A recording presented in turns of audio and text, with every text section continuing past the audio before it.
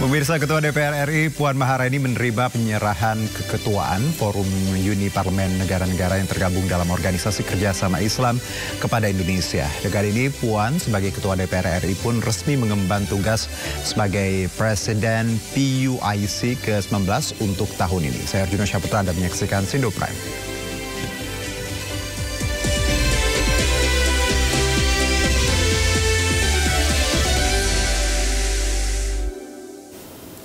Michael Sinaga mendatangi Polda Metro Jaya untuk memenuhi panggilan sebagai saksi dalam kasus ijazah Jokowi. Michael membantah mangkir dari panggilan polisi sebelumnya karena dirinya sedang dalam kondisi tidak fit.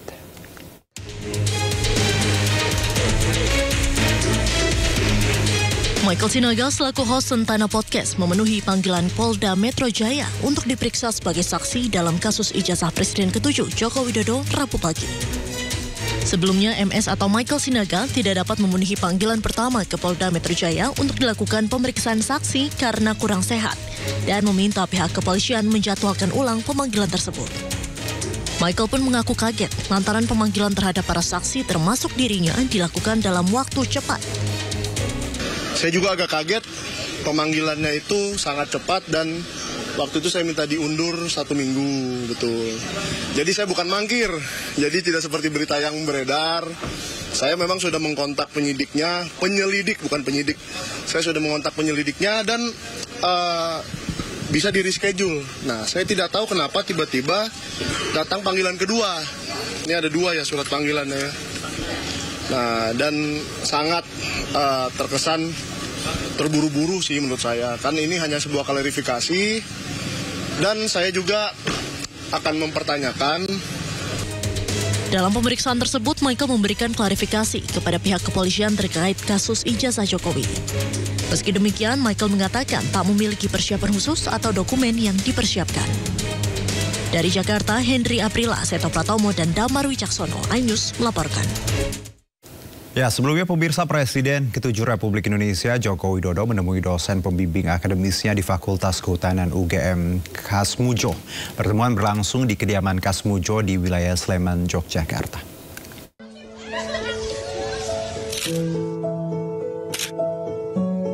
Presiden ke-7 RI Joko Widodo bersilaturahmi dengan dosen pembimbingnya saat kuliah di Universitas Gadjah Mada, Bapak Insinyur Kasmujo.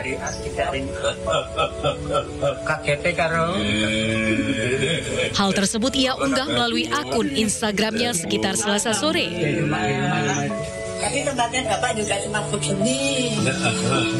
Dalam keterangan unggahannya, Jokowi menyebut Insinyur Kasmujo saat ini berusia 75 tahun dan mendoakan agar dosen pembimbingnya tersebut selalu diberikan kesehatan.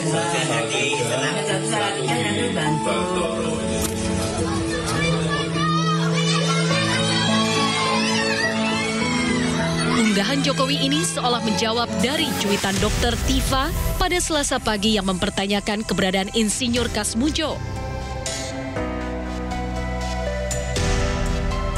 Dalam cuitan ini, Dr. Tifa juga mengajak netizen untuk mencari Insinyur Kasmujo.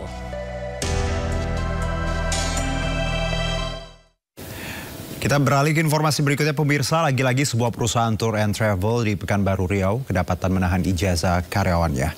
Wamenaker pun langsung menyidak lokasi, namun manajemen perusahaan tidak hadir di lokasi. Dan hari ini Wamenaker Immanuel Ebenezer bersama dengan Gubernur Riau sidak perusahaan tour and travel di Pekanbaru Riau. Perusahaan bernama Sanel Tour and Travel ini menahan ijazah karyawannya. Meski Wamenaker menggunakan pakaian dinas, namun manajemen perusahaan tetap tidak menemuinya dan diwakili kuasa hukum. Wamenaker meminta perusahaan mengembalikan ijazah pegawainya.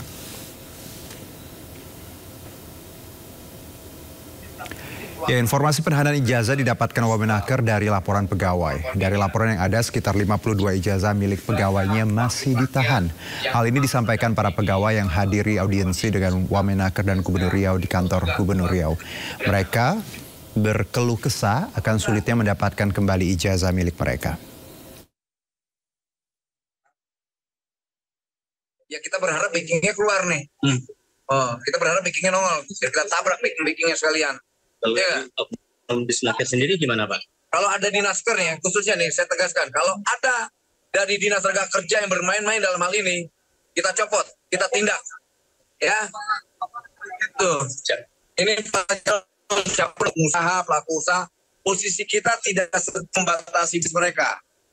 Kita hanya ingin menegakkan norma-norma terkait ketenaga kerjaan. Kemudian kita memediasi, misal ada problem industri terkait hubungan kerja yang kurang bagus, kurang harmonis, ayo kita selesaikan dengan cara dialog. Itu tugas kita harus menjadi jembatan komunikasi yang baik antara negara dan warga negaranya dan pengusahanya. Jadi disampaikan Pak Gubernur tripartit itu penting, kayak gitu kira-kira. Oke. Sebelumnya pada April lalu, Wakil Menteri Ketenagakerjaan Republik Indonesia Emmanuel Ebenezer melakukan sidak terhadap perusahaan Sanel Tour and Travel yang menahan ijazah karyawan. Emmanuel kesal pemimpin perusahaan tak kunjung menemuinya. Saya dipaksa. Siapa yang maksa kamu? Siapa yang maksa? Ujung pernah aja begitu ya ngomong paksa. Sabar ya. Bilang paksa, siapa yang maksa kamu? Waduh saya tadi kita bilang telepon. Kayak apaan aja kita? Kasih aja nomornya di sini, kita nggak maksa. Sekarang kita mau konfirmasi. Iya. Maksa kamu ngomongnya. Ada. Sama kayak Surabaya nih, konyolnya nih. Wakil Menteri Ketenagakerjaan RI Emmanuel Ebenezer terlihat kesal saat melakukan inspeksi mendadak di perusahaan Sanel Tour and Travel di Jalan Tuku Umar, Pekanbaru karena tidak ada penanggung jawab perusahaan yang hadir menemuinya. Bahkan saat ia meminta untuk bertemu pimpinan perusahaan, karyawan pun tidak menggubrisnya. Tidak ini, tidak itu, tidak ini, tidak itu. Padahal kita institusi negara, nggak dihargai sama mereka.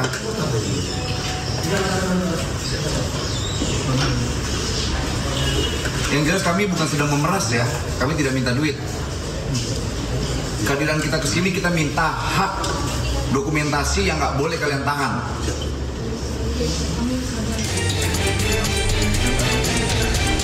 Sidak yang digelar beberapa waktu lalu itu dilakukan menyusul adanya dugaan penahanan ijazah milik 12 mantan karyawan Sanel Tour and Travel.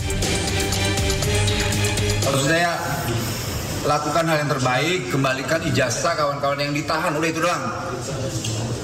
Kita nggak mau minta yang lain-lain. Kalau itu pun susah, saya akan perintah pengawas saya untuk melakukan penggeledahan. Emmanuel mendesak perusahaan jasa itu segera mengembalikan ijazah para mantan karyawannya. Jika dalam waktu dekat perusahaan tidak juga mengembalikan, maka terancam disegel bahkan ditutup. Diketahui alasan perusahaan menahan ijazah sebagai jaminan apabila ada barang hilang. Namun nyatanya hingga para karyawan berhenti bekerja, perusahaan tidak kunjung mengembalikan ijazah yang ditahan. Dari Pekanbaru Riau, Indra Yoserizal, iNews melaporkan. Ya, sementara itu Kementerian Tenaga Kerja akan menertibkan syarat penerimaan karyawan oleh perusahaan. Wakil Menteri Ketenagakerjaan Emmanuel Ebenezer mengatakan pihaknya banyak menemukan syarat aneh penerimaan karyawan yang ternyata justru menyulitkan masyarakat mendapat pekerjaan. Itu juga ada persyaratan-persyaratan pencari kerja yang menurut saya juga janggal ya. Apa misalnya soal pencari kerja dikasih dengan ketentuan syarat harus good looking, ganteng atau cantik. Itu kan aneh. Kalau Angel yang cantik, kalau kerjanya memang khusus buat make up dan sebagainya, butuh wajah cantik atau ganteng lah. Lalu bagaimana industrial misalnya pabrikan dan sebagainya yang butuh cuman tenaga. Ngapain lu bicara tentang wajah, good looking, gak menarik. Kedua soal umur. Kadang-kadang kasihan kan, orang dibatasi dengan umur. Akhirnya misalnya dibatasi 20 sampai 35, lalu 36, 37, 38 sampai 60 sekian itu yang bisa kerja. Akhirnya kan putus harapan untuk cari kerja. Timbul lagi kemiskinan, naik lagi angka pengangguran. Dua. Ketiga soal udah nikah atau belum. Kerja nanya nikah, apa relevansinya gitu loh. Nah keempat juga soal tinggi badan. Kacau kan? Tinggi badan berat badan ya Pak ya? Tinggi badan berat badan. Kecuali TNI atau polisi karena ada ketentuan. Atau kalau tidak di pramugari pesawat, ya butuh standar ketinggian. Lalu industri yang lain yang tidak butuh itu kok dia cantumkan. Belum lagi syaratnya siap dalam tekanan kerjaan. Gila, masa bekerja dalam tekanan? Ini namanya bekerja harus tingkatnya kenyamanan. Kalau tingkatnya tekanan kacau. Siap harus dalam kondisi dalam tertekan. Gila, itu syarat gila tuh menurut saya tuh. Belum lagi, maaf nih untuk kawan-kawan perempuan, sampai ukuran BH berapa? Itu apa itu? Itu kan pelecehan menurut saya. Dan itu terjadi. Ada laporan-laporannya Pak? Ya bukan, itu realita di lapangan seperti itu. Nah makanya kita ingatkan, HRD ini kita akan melakukan tindakan hukum. Kita pidanain orang-orang ini. Ya, pemirsa, TNI akan menutup area pemusnahan amunisi kadaluarsa di Garut, Jawa Barat setelah peristiwa meledaknya amunisi yang mengakibatkan 13 orang tewas.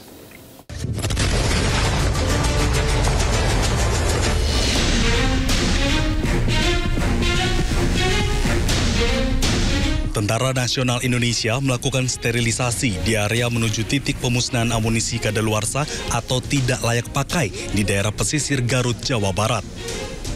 Penutupan dilakukan untuk memastikan tidak ada warga sekitar yang mendekat ke lokasi setelah kejadian meledaknya amunisi yang mengakibatkan 13 orang meninggal dunia.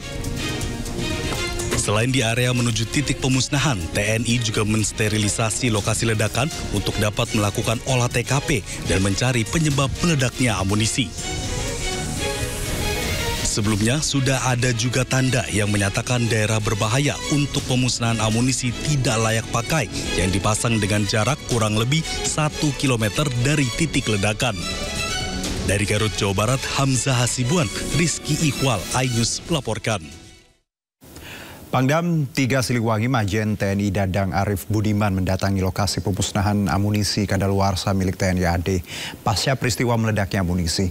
Kunjungannya dalam rangka ikut melihat jalannya investigasi kejadian.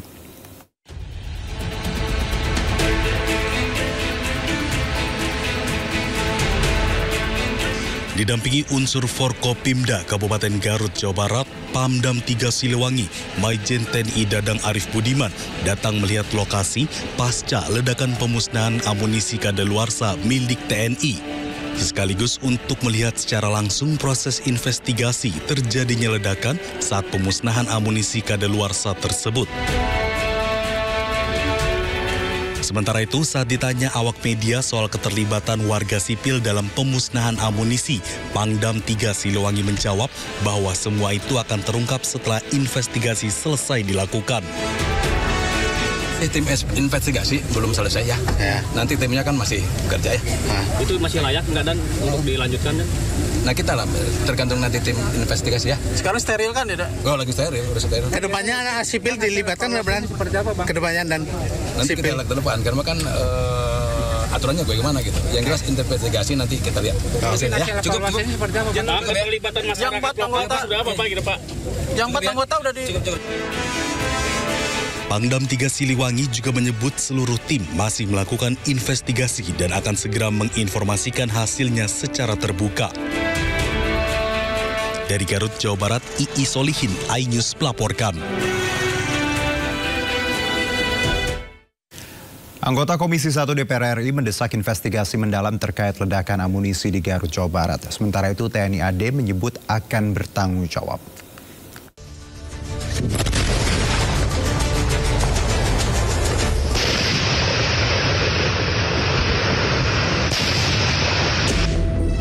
Pasca ledakan amunisi kadaluarsa di Garut, Jawa Barat, petugas melakukan sterilisasi di lokasi kejadian.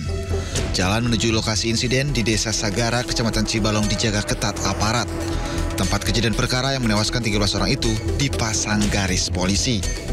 Anggota Komisi 1 DPR RI Dev Laksono meminta dilakukan penyelidikan menyeluruh terkait insiden yang menewaskan 13 orang ini. kita tetap mendorong untuk investigasi dilaksanakan secara detail, secara intens ya.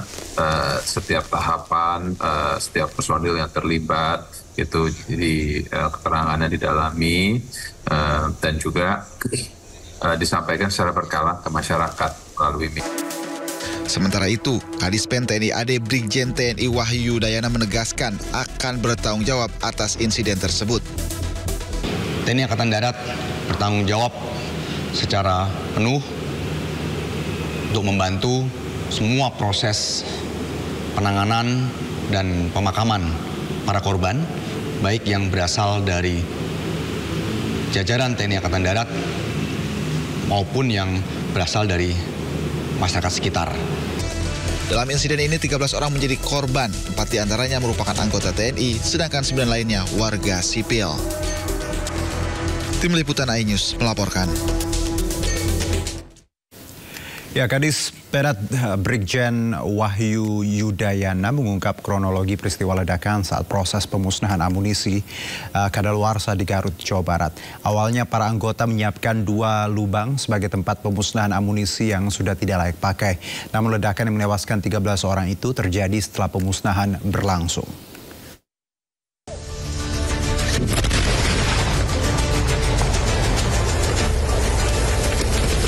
Asap hitam membumbung tinggi di kawasan Pantai Sagara, Kecamatan Cibalong, Kabupaten Garut, Jawa Barat, Senin kemarin.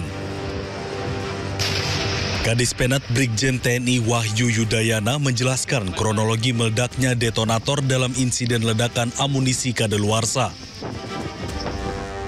Menurut Wahyu, secara prosedur baik pengecekan personel maupun lokasi telah dinyatakan aman. Setelah itu, personel membuat 2 lubang sumur untuk amunisi yang akan dimusnahkan. Kemudian dimasukkan amunisi yang akan dimusnahkan. Lubang tersebut lalu diledakkan personel TNI Angkatan Darat menggunakan detonator.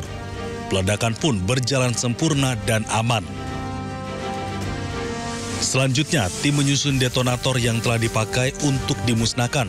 Namun secara tiba-tiba terjadi ledakan dari dalam lubang dan mengakibatkan 13 orang meninggal dunia. 4 diantaranya prajurit TNI Angkatan Darat, sementara 9 korban lainnya warga sipil. Tim Liputan iNews melaporkan.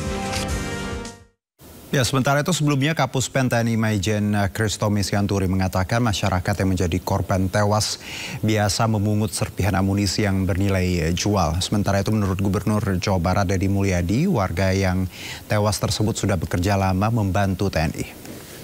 Masyarakat biasanya ketika sudah terjadi ledakan pertama dianggap sudah selesai, kemudian mereka berbondong-bondong atau menuju ke tempat lokasi ledakan untuk mengumpulkan sisa-sisa dari amunisi tadi. Karena ada besi-besinya tuh, ada tembaga-tembaganya yang apabila dikumpulkan, itu kan bisa nilai jual gitu ya.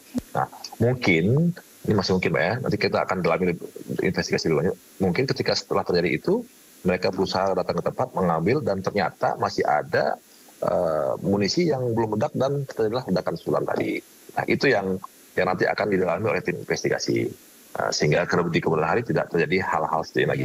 Ya mereka itu bekerja, pengakuannya adalah mereka bekerja di sana sudah lama, dari 10 tahun, ikut membantu dan menjadi profesi yang ditekuni dalam setiap hari di sana. Dan kelihatannya sudah sangat berpengalaman.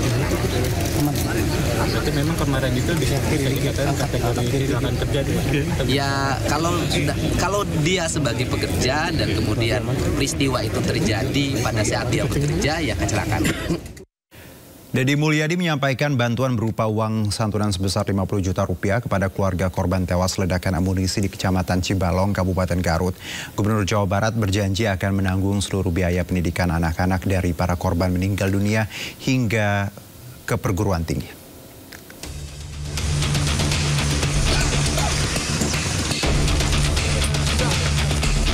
Gubernur Jawa Barat Deddy Mulyadi bersama Pamdam 3 Siliwangi serta Forkominda Kabupaten Garut mengunjungi RSUD Pamaung Peuk untuk melihat jasa korban tewas ledakan amunisi kadaluarsa. Deddy sempat berbincang dengan salah satu keluarga korban dan berjanji akan memberikan santunan sebesar 50 juta rupiah per kepala keluarga. Selain itu, Gubernur juga akan menanggung biaya sekolah anak-anak yang orang tuanya menjadi korban ledakan hingga perguruan tinggi. kita tadi sudah sampaikan nilainya per orangnya berapa. Nah itu langkah-langkah yang kita berikan saat ini. Berapa Pak tadi Pak? Nilainya Pak? Oh ya, nilainya per orang 50 juta. Pak, tadi kan kalau yang sekolah? Cerita sekolahnya kan sudah tanggung jawab saya. Jadi sampai kuliah ya? Sampai kuliah. 9 warga sipil korban tewas tercatat sudah lama bekerja di lokasi peledakan, bahkan sudah ada yang hingga 10 tahun lamanya. Dari Garut, Jawa Barat, Ii Solihin, iNews melaporkan. Ketua DPR RI Puan Maharani menerima penyerahan keketuaan Forum Unie Parlemen Negara-Negara yang tergabung dalam Organisasi Kerjasama Islam kepada Indonesia. Dengan ini Puan sebagai Ketua DPR RI pun resmi mengemban tugas sebagai Presiden PUIC ke-19 untuk tahun ini. Puan dinobatkan sebagai Presiden PUIC ke-19 usai secara simbolis dilakukan serah terima palu sidang dari Ketua Majelis Nasional Republik Pantai Gading Adama Bigtogo. Pemberian palu sidang ini sekaligus menandakan DPR resmi menjadi Ketua PUIC dengan Puan sebagai pemegang presidensi. Puan menyatakan Indonesia berkomitmen akan memperjuangkan sejumlah isu global yang berdampak pada negara-negara anggota OKI, termasuk dukungan untuk perjuangan kemerdekaan Palestina. Puan kembali menegaskan komitmen dan dukungan Indonesia kepada Palestina termasuk mendorong penguatan bantuan kemanusiaan bagi korban konflik di Gaza dan sekitarnya.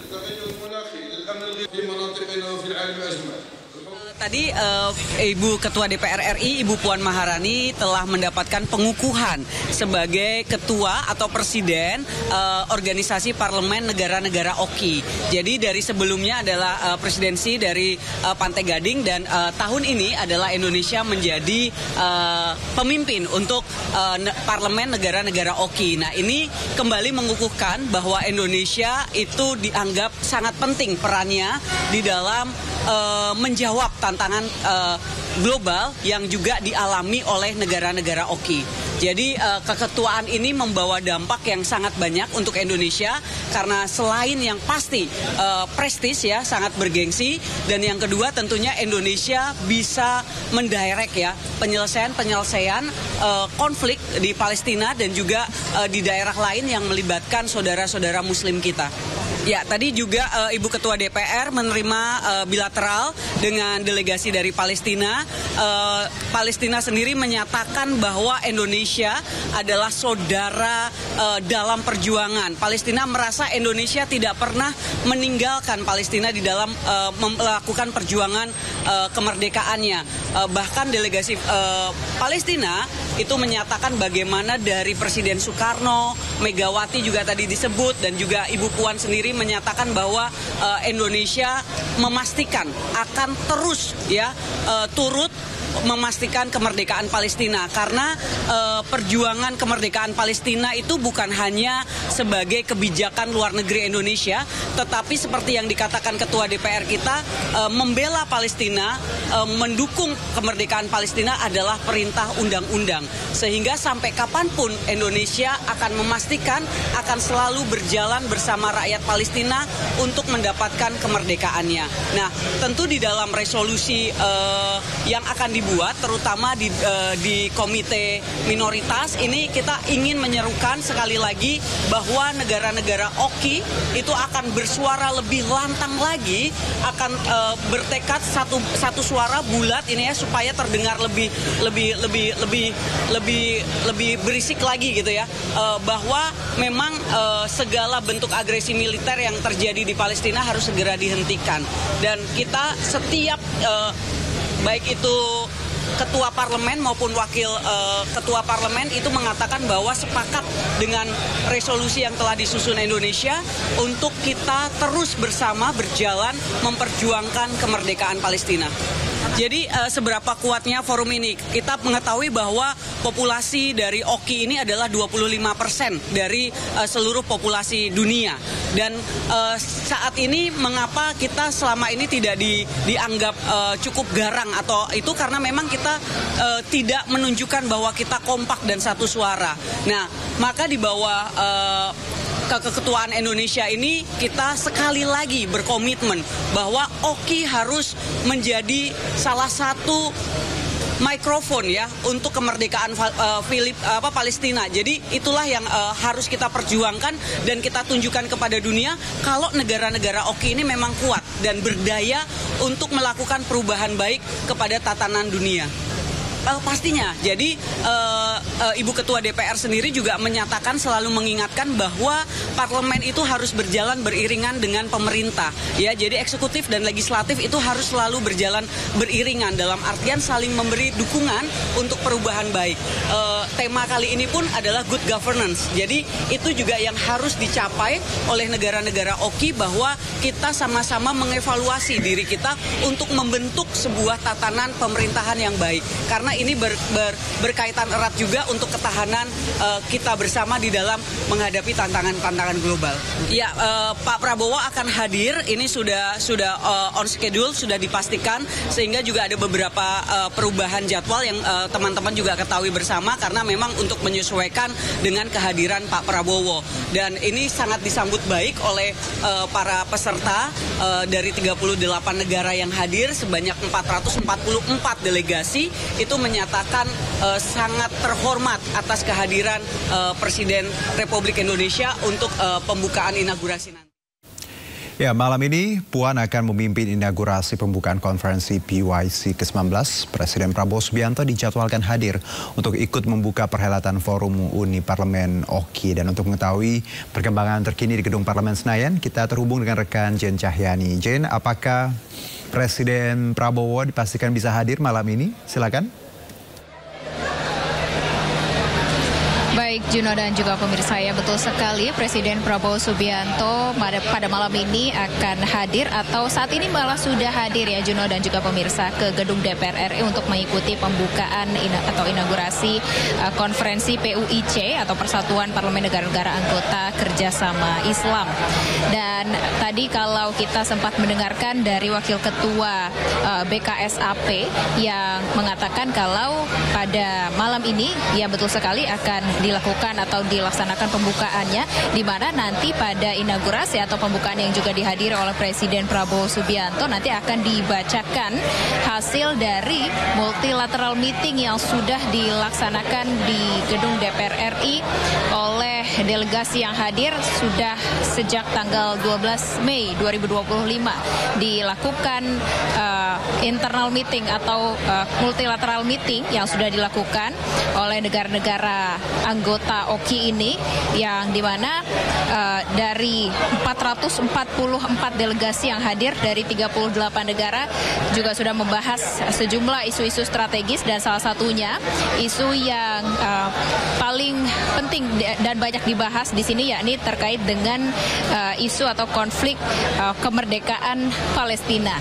Dan di sini sangat ditekankan bagaimana Indonesia sebagai anggota negara OKI sangat mendukung kemerdekaan Palestina, dan juga sempat dinyatakan juga oleh Wakil Ketua BKSAP bahwa Indonesia juga sempat melakukan bilateral meeting dengan Palestina yang menyatakan kalau Indonesia akan terus mendukung kemerdekaan Palestina.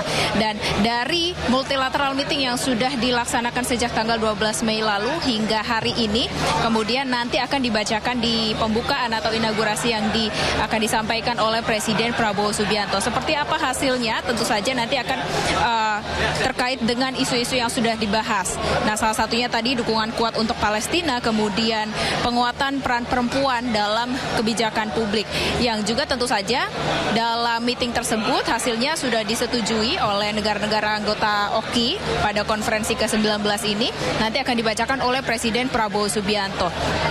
Dan nantinya akan konferensi ke-19 PUIC ini akan ditutup pada esok hari tanggal 15 Mei 2025. Dan tentu saja yang kita akan tunggu-tunggu yakni seperti apa pidato Presiden Prabowo Subianto pada pembukaan malam hari ini, karena saat ini Presiden Prabowo Subianto sendiri sudah hadir atau sudah tiba di gedung DPR RI dan nanti siap untuk mengikuti pembukaan atau inaugurasi yang juga dipimpin atau diketuai oleh Ketua DPR RI Puan Maharani. Dan tadi juga sempat disebutkan bahwa Puan Maharani juga sudah ditunjuk sebagai Ketua Parlemen Negara-Negara Anggota anggota OKI yang dimana hari ini atau kali ini diadakan konferensinya di Indonesia. Nanti kita nantikan seperti apa hasil dari multilateral meeting yang dilakukan di gedung DPR RI oleh negara anggota OKI ini yang akan disampaikan oleh Presiden Prabowo Subianto. Sementara itu, Juno. Baik, terima kasih Jen Cahyani melaporkan langsung dari DPR RI. Selamat bertugas kembali.